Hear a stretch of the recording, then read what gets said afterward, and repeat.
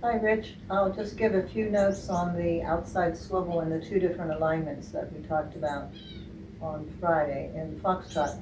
And then we'll just look at a dance map. I've made two for you, one of what we were doing before, and then the option of changing that one grouping with the outside swivel. You could put it on the short wall, which is where we originally had it, or you can move it to the end of the long wall.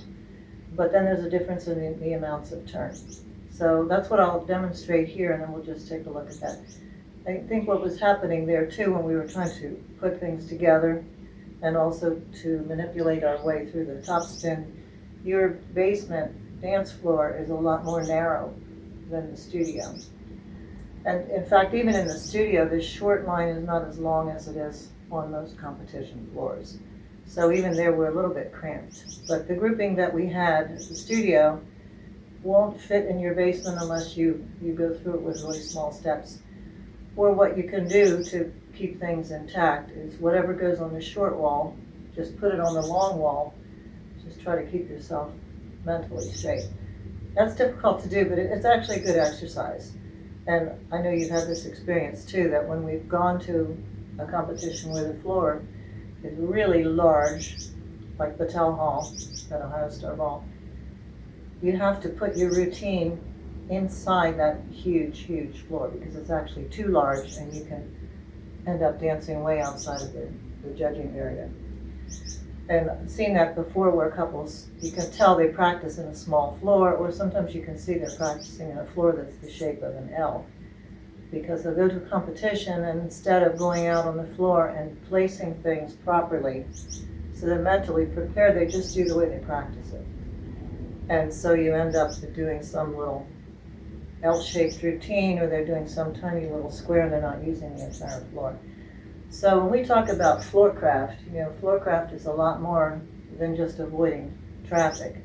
Of course, that's part of it. How you handle yourself on the floor in a crowd, but also what your plan is, where you place things in the room, and how you maneuver when the floor itself is a different size. So it's always good to get out on the floor, as you know, and go through your stuff, but try to be really aware. But in your basement, when you practice, I think you should do a little bit of both. You should put your short wall on that long line and dance it full out, dance it really big, and then just mark through tiny little steps so you fit everything properly. And then also come up with some different options for that short floor. So when you practice, you really, increasing your ability to be aware of your surroundings and how to use your figures. And that's one thing I think most of my guys are really good about, realizing that you don't just want a set routine. You need to know what can precede and follow, and you need to practice different options. So I'm going to just take a look at the little dance map and hopefully clear up some confusion about your directions.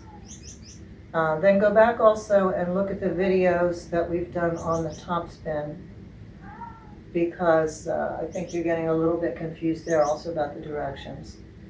It's always coming from some kind of a feather, and it's always going to be turning to the left.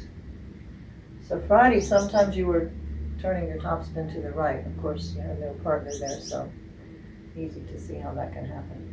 So on your outside swivel, now the original place that we put it was on the short wall.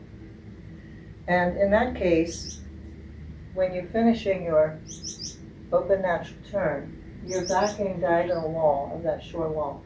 And we're wanting to come out diagonal wall of the long wall.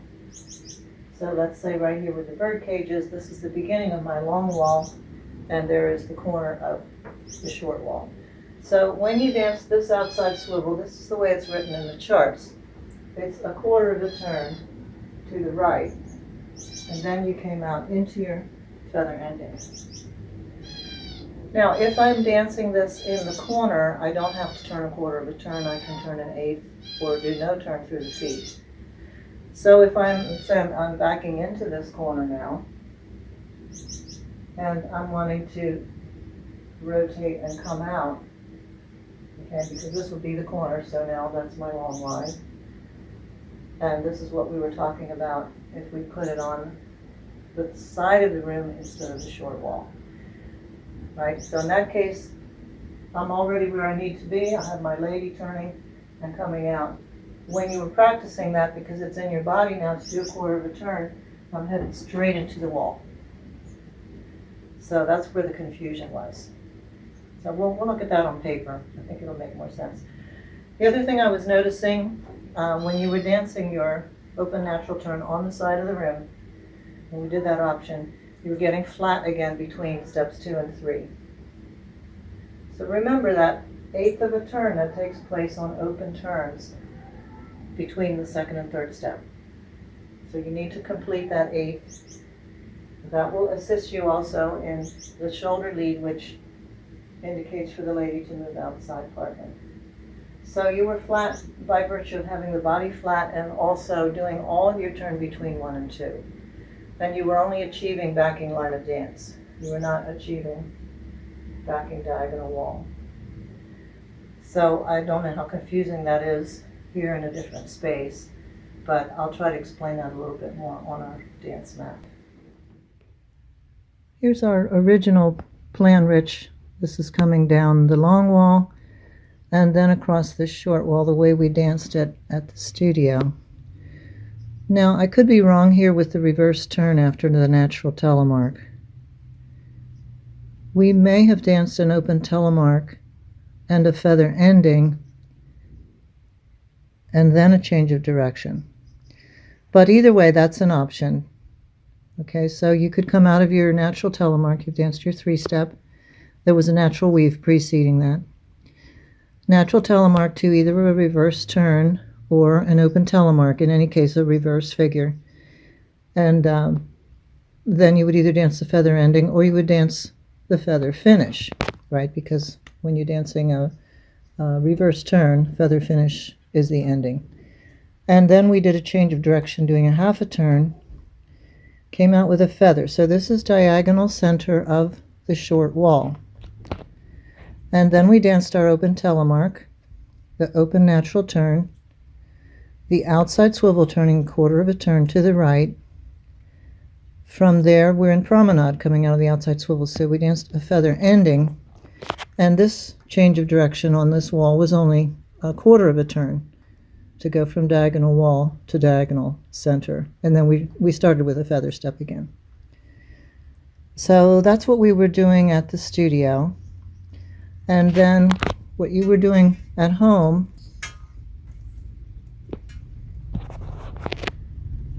you had taken the group that we did originally and put it on the long wall. So once again, the natural telemark, there's a 3-step to the natural telemark. You were considering dancing an open telemark, an open natural, and an outside swivel on the side of the room or along the long wall instead of our original plan on the short wall, and that's perfectly fine. So what I was talking about when I demonstrated then on this outside swivel, you're coming out again diagonal center of the short line, but you did not have to make a quarter turn like you did when you danced it on the short wall. If you danced a quarter turn here, you would come out moving into the wall. So you've danced no turn through the feet or an eighth of a turn, right? The body has to turn in any case for the lady to do her outside swivel. Again, we're in promenade, so you dance a feather ending. So now, since we've replaced, put this group here instead of here, now we talked about dancing a reverse turn with a top spin ending.